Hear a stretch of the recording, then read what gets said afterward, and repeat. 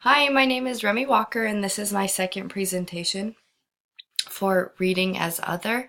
And the book that I chose to review is A Cool Moonlight by Angela Johnson. And it's roughly 132 pages. And they recommend this book for ages 9 plus, and I think that's pretty fitting. I'm wearing my pajamas to describe this book because the main character, Lila, the whole book is based around her and the fact that she's allergic to the sun. She has actually an illness called xeroderma pigmentation, and it's called a cool moonlight because the only time that she can really experience life is when she goes outside. And I just like the kind of the aesthetic of the book. It's like a matte finish, and then in the front there's Lila. She's about 8 years old in the book, and it's just kind of taking place 2 months before her 9th birthday. And in the book, the chapters are really short, but it's separated into different sections called the sun, the moon, the stars, and everything else. And I kind of liked that too because I feel like young readers, if they kind of want to take a break, then it's a good place to stop, and then they'll remember where they're going, but it also kind of separates it up into different subsections.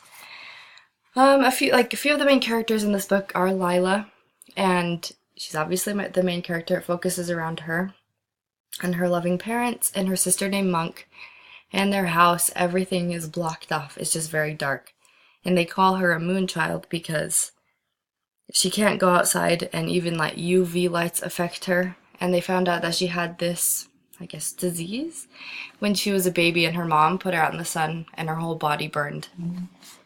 And because of that, they just changed their lifestyle. And so her favorite thing, it's kind of sad, but her favorite thing in the world is to go to the grocery store at night with her sister.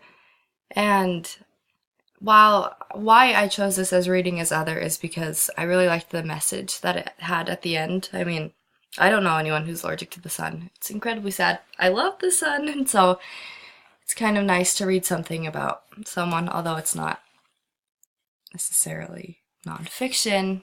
The message behind the book it's really nice. And I also thought that since the age group where this is the most appropriate is from 9 plus, I remember in the 3rd grade, my teacher every Friday would have us help her bake a dessert or a food. And in this book, a fun activity, if you were to read it with your class, would be she references making brownies and cookies a lot, and it would be fun to make those and read the book. But in this book, it's about a young girl, and she's just learning to kind of cope with what she has, because she has quite a few friends, and 2 specifically are named Elizabeth and Alyssa. And she describes them as they're always wearing sun hats, and they just look like they had had the best day in the sun. And she'd go and listen to their stories.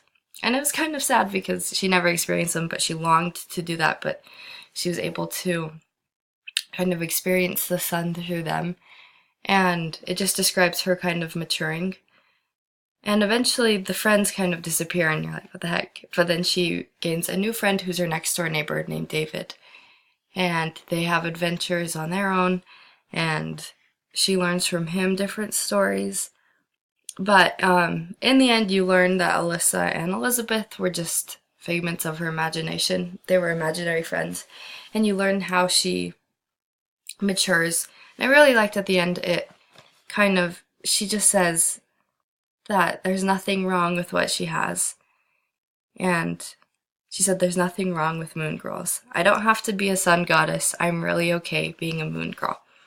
And I really liked just the message of accepting yourself or accepting your circumstances and really making the best out of any situation. I feel like it's an appropriate message, and the girl is young, and it'd be perfect for that age group too, because those students could kind of relate to what she's going through.